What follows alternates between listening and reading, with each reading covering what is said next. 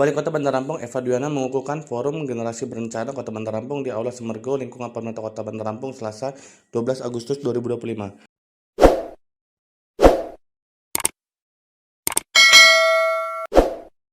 Wali Kota Bandar Lampung Eva Duyana mengatakan kegiatan ini memiliki makna strategis bagi masa depan pembangunan sumber daya manusia di Kota Bandar Lampung. Kita akan menyaksikan pengukuhan Forum Generasi Berencana menyatukan langkah bersama tim pendamping keluarga sekaligus menyerahkan dukungan operasional untuk tahun 2025.